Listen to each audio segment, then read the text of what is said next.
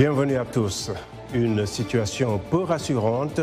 C'est en ces termes que le président sénégalais Macky Sall a décrit la situation hydrique en Afrique en ouvrant le 9e Forum mondial de l'eau à Dakar. Ce rendez-vous tournant qui se tient tous les 3 ans est l'occasion pour les décideurs, experts des questions de l'eau et activistes de faire le point sur l'accès aux liquides précieux de plus en plus rares pour une bonne partie de la population. Aujourd'hui, plus de 2 milliards de personnes, soit 30% de la population mondiale, n'ont pas d'eau potable au quotidien. Une situation qui pourrait empirer dans les années à venir du fait du changement climatique, de l'urbanisation galopante et d'un manque d'investissement qui a du mal à suivre la courbe de la croissance démographique, notamment dans les pays à faible revenu. Comment inverser la tendance et déjouer les prévisions alarmistes? Réponse avec nos invités.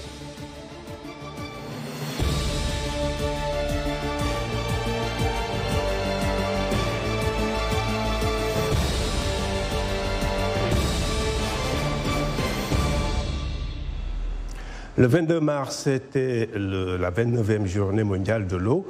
Cette année, l'accent était mis sur les eaux souterraines qui constituent une provision d'eau potable inestimable pour l'humanité. Michel Quinn fait le point et c'est un récit de Mamadou Mfa. Sous le sol, se déplaçant lentement à travers les roches et à l'intérieur des aquifères, les eaux souterraines coexistent tranquillement avec nous. Elles représentent la principale source d'eau potable pour la moitié de l'humanité et une source d'eau pour l'irrigation des cultures. Mais ces eaux sont menacées. Le thème de la Journée mondiale de l'eau cette année portait justement sur les eaux souterraines, leur importance et les menaces auxquelles elles sont confrontées. Les eaux souterraines sont un élément vraiment fascinant, mais peu débattu du cycle hydrologique. Lorsque la pluie ou la neige entre dans le sol, elle est souvent propre et stockée sous la terre. Les eaux souterraines peuvent être une source d'eau de secours pendant les périodes de sécheresse, lorsque les lacs et les rivières s'assèchent. Les eaux souterraines sont en quelque sorte le tampon pour de nombreux points d'irrigation dans le monde, pour remplacer l'eau de surface perdue pendant les sécheresses. Les défenseurs de l'environnement craignent que les plus grandes réserves d'eau souterraine du monde s'épuisent plus rapidement qu'elles ne se reconstituent, ce qui peut être source de problèmes. Le sol commence à s'épuiser ou à s'affaisser et ne peut plus se remplir d'eau. Cette capacité de stockage d'eau est ainsi perdue. Les eaux souterraines sont également menacées par la pollution et la mauvaise gestion. Dans de nombreux cas, la contamination que nous voyons dans les eaux souterraines résulte des choses qui se sont produites il y a des décennies.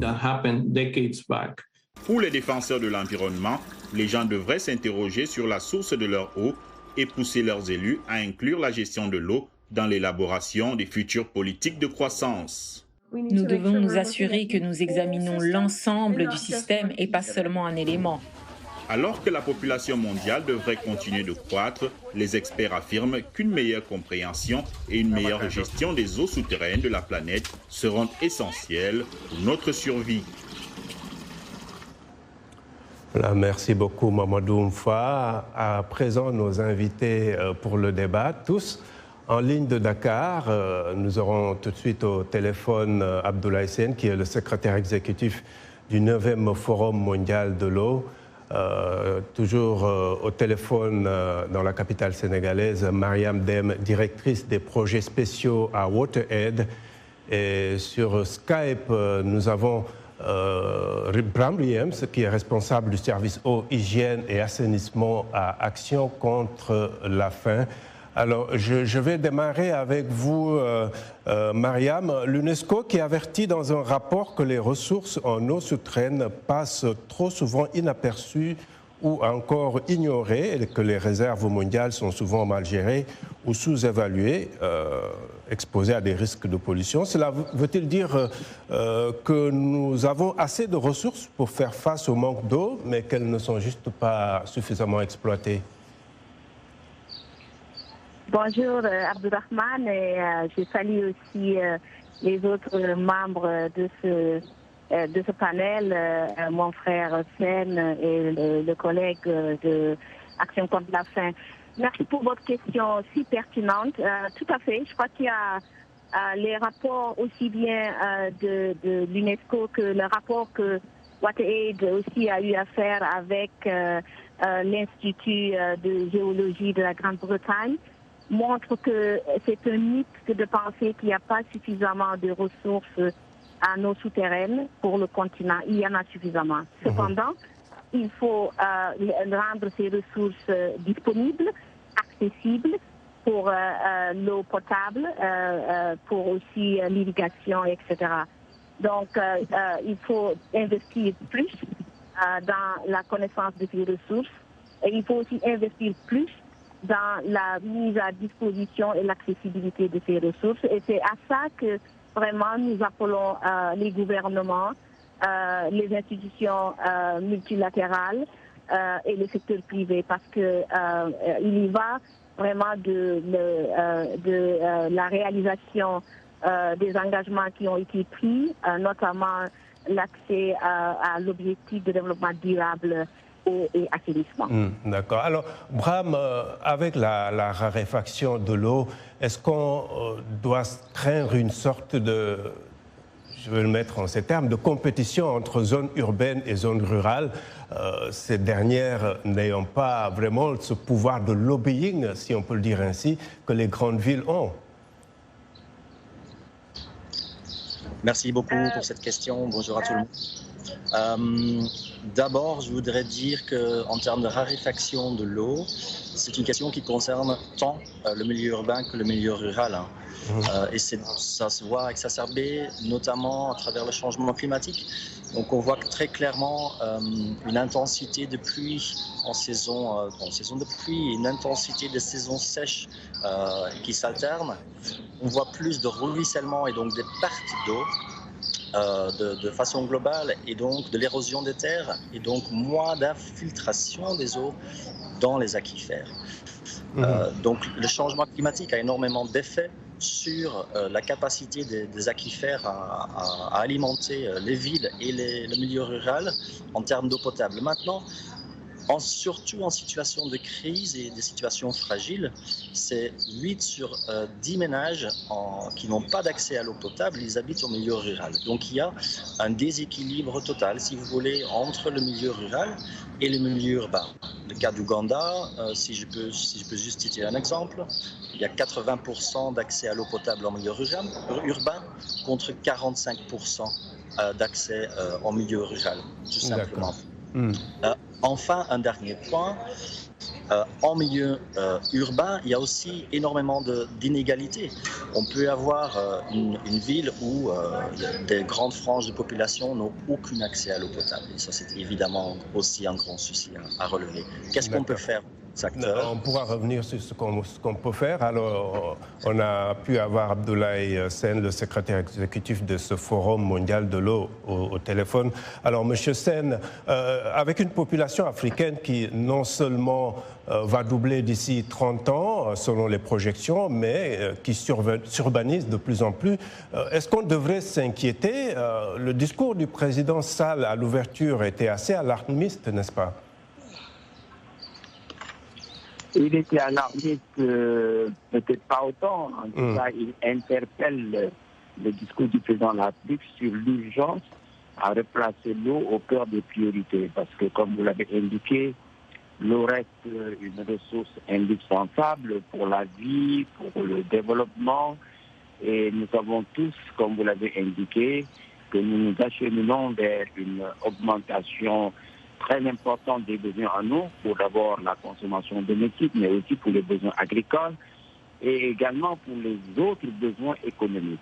Et si vous prenez en compte aujourd'hui que les ressources sont limitées, qu'elles sont aussi fragiles face au changement climatique, et qu'en plus de cela, il y a des problématiques de pollution qui viennent mettre davantage de contraintes, il y a de quoi effectivement interpeller non seulement l'Afrique, mais le monde entier sur l'urgence à prendre des mesures, des initiatives et des actions pour accélérer d'abord l'accès universel à l'eau et à l'assainissement, mais également rendre l'eau productive disponible pour que les populations rurales africaines notamment puissent véritablement dérouler une agriculture sécurisée face au changement climatique et à d'autres phénomènes que j'ai évoqués. Est-ce qu'il est possible d'évaluer justement les besoins en financement aujourd'hui pour satisfaire les besoins d'une population grandissante, alors que déjà plusieurs villes africaines sont confrontées à des problèmes d'alimentation en eau? Oui, alors, vous savez, l'ordre de grandeur est de l'ordre de 100 milliards de dollars par an. C'est des financements extrêmement importants pour faire en sorte que nous puissions réaliser les infrastructures qui sont nécessaires en termes d'infrastructures d'adduction d'eau, en termes d'infrastructures de barrages, en termes d'infrastructures de transfert d'eau, etc., de potabilisation, mais pour également assurer le renouvellement des installations et assurer leur exploitation. Donc en fait, quand on parle de financement, il faut intégrer l'ensemble de ces compositions. C'est des montants importants, et si vous regardez les montants qui sont disponibles, vous êtes à peine au 5e, voire même dans certaines zones au 10e. Cela veut dire simplement que si on analyse aujourd'hui le niveau des investissements, nous risquons en 2030 d'être en situation d'accès à l'eau moins bonne que celle que nous avions en 2015, au moment où la communauté mondiale avait décidé d'assurer en 2030 l'accès universel à l'eau. D'accord. Alors, oui. Qui doit nous interpeller tous. Absolument. Alors, Mariam Deme, justement, c'est vrai qu'on pointe souvent du doigt le manque d'infrastructures et de distribution d'eau, mais il y a aussi la question du gaspillage, surtout en zone urbaine, et l'eau non récupérée. Comment résoudre ces problèmes? Merci beaucoup, Abdourahmane, pour la question. En fait, je pense qu'il y a aussi bien de la responsabilité des gouvernements et des sociétés d'eau que de la responsabilité des citoyens à travers une éducation par rapport à la rarification de la ressource en termes de disponibilité, mais aussi en termes de pertes qui impactent aussi bien ces citoyens que aussi au niveau de l'économie nationale. Et je crois qu'il ne faut pas aussi qu'on pense que, en fait, ce gaspillage-là, il n'est pas toujours du fait des communautés ou des citoyens. Il est aussi du fait un peu de comment les grandes industries ou comment, effectivement, les populations les plus nanties aussi sont en train d'utiliser les ressources en eau. Parce que, bon, il y a un mode de vie qui est. Donc, je crois et cela réfère à la gouvernance de l'eau, et les gouvernements ont la responsabilité d'assurer qu'il y a vraiment une bonne gouvernance de l'eau en termes d'abord, non seulement de la connaissance des ressources qui sont disponibles, de leur accessibilité, mais aussi des usages qui sont faits de ces ressources-là. Pour que, effectivement, l'accès à l'eau potable pour l'usage domestique, l'accès à l'eau potable dans les centres de santé, dans les écoles, l'accès à l'eau potable, à l'eau pour pouvoir avoir des activités économiques soit garanti pour les populations, notamment les plus démunies. Et quand on parlait du milieu urbain, et je crois qu'on a montré qu'il y a des inégalités même par rapport à cet accès, mais aussi par rapport à la qualité et au coût de l'eau concernant ces populations, parce que selon qu'on est dans la banlieue ou qu'on est il y a une très grande différence. Donc je crois que oui, il ne faut pas gaspiller, mais c'est de la responsabilité de l'État d'assurer que dans la gouvernance mise en place, que ces aspects-là sont abordés et que ceux qui gaspillent le plus ne sont pas les communautés. Alors, Bram, on parle cette année, on parle beaucoup de ces eaux souterraines. Est-ce qu'il est plus coûteux, plus difficile d'exploiter ces eaux souterraines, sachant qu'elles peuvent aussi contribuer à l'irrigation, donc à l'agriculture et à l'alimentation des populations? Merci. Est-ce qu'il est plus coûteux ou difficile d'exploiter? Pas forcément, mais je veux d'abord dire que ce qu'il faut absolument faire par rapport à ces eaux souterraines, c'est d'avoir une caractérisation. Les eaux souterraines sont une boîte noire aujourd'hui, surtout en Afrique. On n'a aucune idée, ou une idée très vague et très superficielle sur la vraie capacité de ces eaux souterraines. Or, du moment, si on ne sait pas cette capacité de ces eaux, on ne sait pas non plus combien on peut en extraire pour l'agriculture. Aujourd'hui, à l'échelle mondiale, 70% des eaux fraîches sont dédiées à l'agriculture et à l'irrigation pour l'agriculture. Donc c'est un énorme secteur de consommation. Donc il faut d'abord cartographier, et il est fort temps que les gouvernements partout dans le monde, et spécifiquement en Afrique, commencent à mettre de l'argent, commencent à avoir un cadre légal et commencent à regarder quel est le niveau de ces eaux souterraines. Et ça, il allait fallu faire probablement il y a 10 ans. Mais il n'y a jamais trop tard pour commencer. Mais maintenant, il est temps de commencer. Il y a dans le Sahel, investir beaucoup dans la recherche, si je comprends bien. Alors, voici quelques commentaires de nos téléspectateurs sur la page Facebook de VOA Afrique. Alphonse Mbouaki à Kinshasa nous dit « Les pays avec beaucoup de sources d'eau comme la RDC doivent accepter de partager l'eau avec ceux du bassin du lac Tchad, victimes de la sécheresse.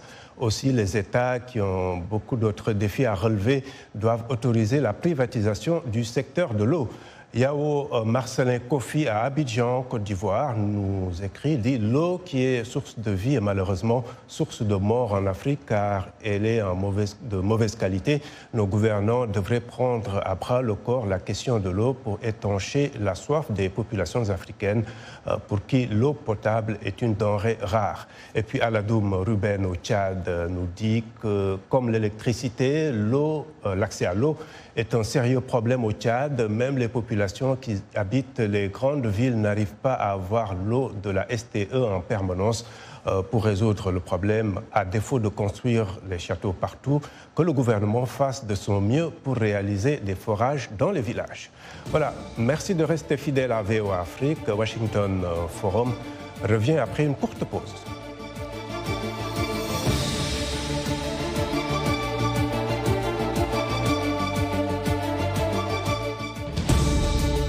Washington Forum, le rendez-vous hebdomadaire de VOA Afrique à ne pas manquer. Chaque semaine, nous sommes ensemble pour 30 minutes pour décortiquer les grands sujets qui font l'actualité. Avec nos analystes et nos reporters, nous allons au fond des choses. Politique, économie, société, culture. Nous posons le débat et nos analystes sont là pour apporter l'éclairage. Washington Forum, c'est aussi vous, le public. Vous pouvez participer en réagissant au thème de la semaine sur nos réseaux sociaux. La rédaction de VOA Afrique vous donne rendez-vous sur ses chaînes partenaires, son site voaafrique.com et sur ses plateformes numériques pour prendre part à ce forum réalisé dans nos studios à Washington. À très bientôt dans Washington Forum.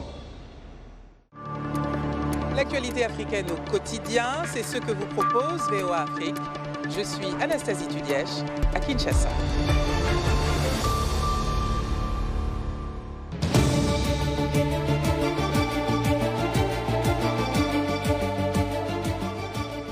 Heureux de vous retrouver pour la seconde partie de Washington Forum. Au Tchad, l'eau potable est une denrée rare. Il est toujours difficile pour le Tchadien moyen d'avoir accès à l'eau potable malgré les efforts fournis ces dernières années par le gouvernement. Avis mitigé de quelques citoyens dans les rues de N'Djamena rencontrés par notre correspondant André Konmajinga. Vous avez célébré la journée mondiale de l'eau, je suis d'accord avec vous, mais de quelle eau vous parlez exactement? Parce que maintenant, le mois passé, je revenais de Mayo-Kébi, mais on boit encore de l'eau du puits. Et quand on fait sortir l'eau du puits, c'est rouge. C'est rouge. Donc il y a même des insectes là. Je sais qu'au Tchad, parler de l'eau potable ou bien je mets de l'eau là, ça c'est des chantages quoi. Il y a les institutions qui s'occupent de l'eau, mais ces institutions là n'existent que de nom. Qui dit l'eau potable, c'est d'abord la qualité, c'est d'abord la propriété. Parce que plus de 70% de la population tchadienne n'arrivent pas à consommer de l'eau potable. Et même l'eau que vous voyez, ce n'est pas potable. Est-ce qu'on connaît à peu près la qualité? C'est ça aussi. La population tchadienne a accès à l'eau potable par rapport aux années précédentes, vu l'effort que le gouvernement tchadien a eu à faire. Mais l'on ne peut pas se dire qu'elle a totalement accès à l'eau potable parce que dans les quartiers, certains quartiers reculés de la ville, voire même certaines provinces du Tchad, la population tchadienne a vraiment des difficultés d'accès à l'eau potable. Ceux qui ont des forages à motricité humaine, comme on le dit, l'eau, il y a l'eau, mais l'eau n'est pas de bonne qualité. La chlore est un peu rouge et ça a un peu de saleté qu'il y a. Donc, du coup, quand tu bois, tu as même automatiquement mal au ventre. Mais ici, en N'Djamena, je vois que la Société tchadienne des eaux ne fait pas cette opération de nettoyage des pompes ou des tuyaux, des drainages d'eau et tout ça. L'eau, c'est la vie. Mais ici au Tchad, c'est plutôt la souffrance. On a carence de l'eau. Ceux qui boivent de l'eau pure, claire, c'est ceux qui ont des moyens. Mais disons, la plupart des habitants qui sont dans les quartiers périphériques, c'est de l'eau qu'ils boivent. Ça, c'est l'eau de mare, c'est pas l'eau. Donc je dirais que ici au Tchad, on ne boit pas de l'eau pure en tant que telle, mais c'est l'eau de mare que nous consommons, nous les Tchadiens. Voilà, merci beaucoup André Kodmajingar. Alors je rappelle nos invités pour ce Washington Forum, tous à Dakar. Ibrahim Sen, secrétaire exécutif du 9e Forum mondial de l'eau.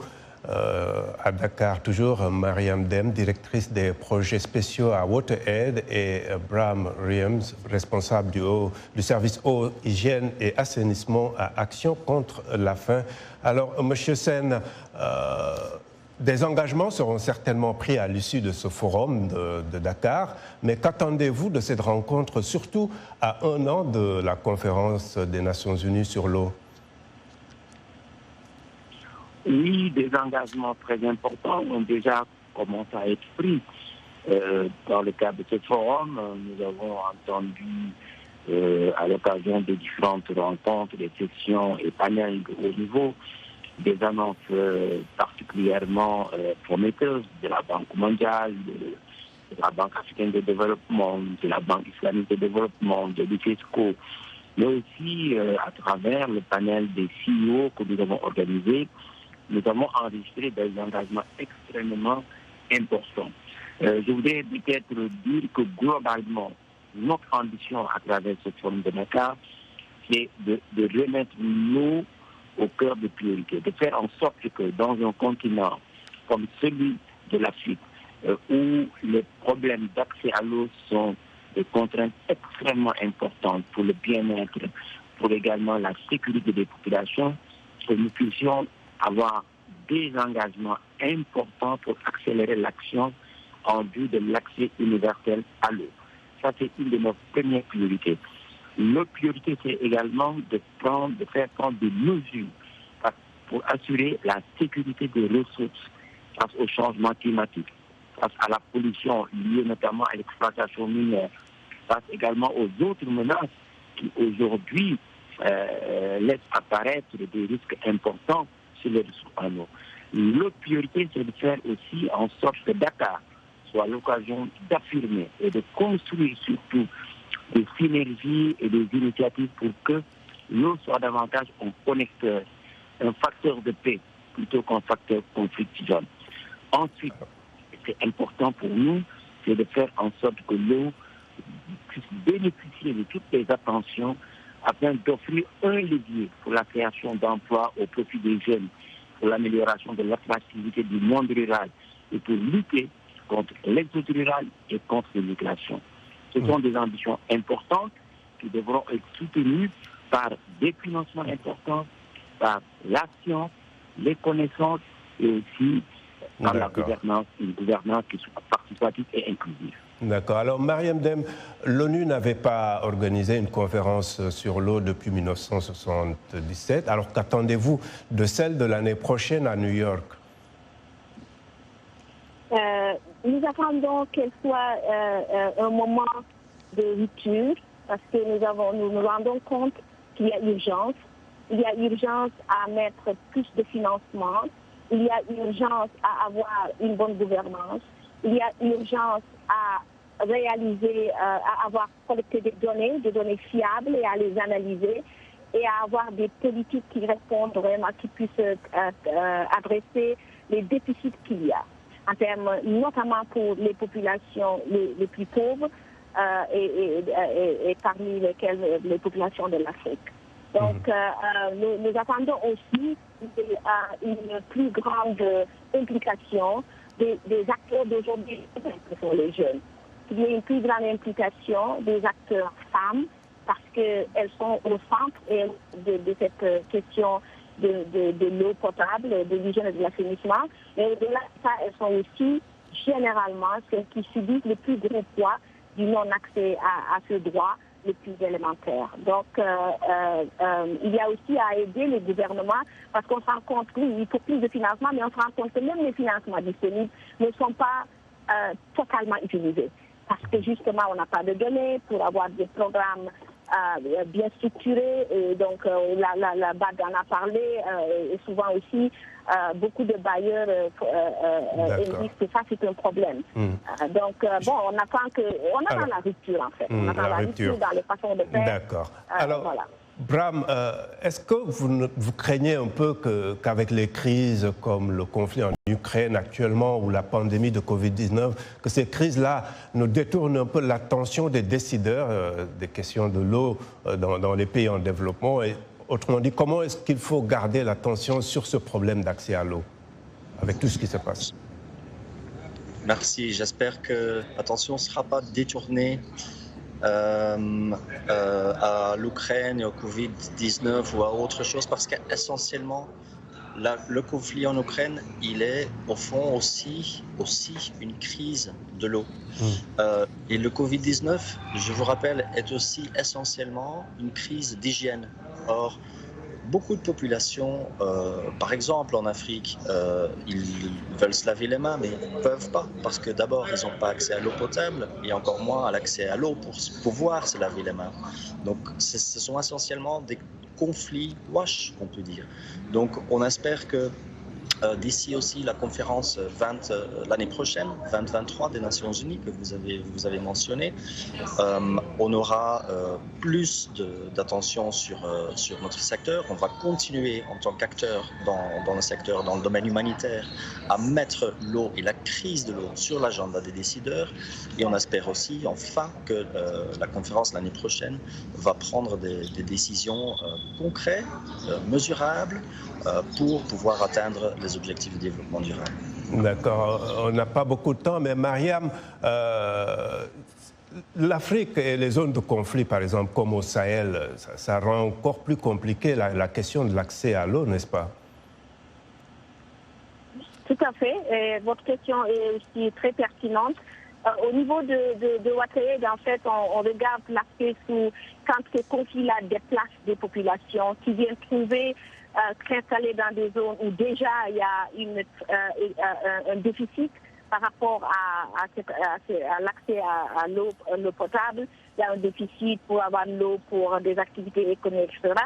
C'est comment faire en sorte que le déficit ne s'agrandit pas et qu'on puisse vraiment mobiliser le gouvernement et appuyer le gouvernement et les autres acteurs à faire face à cette demande accrue. Mais je crois que de plus en plus, on voit que... J'imagine que c'est un sujet pour un autre jour, un sujet très vaste. Malheureusement, nous arrivons à la fin de ce Washington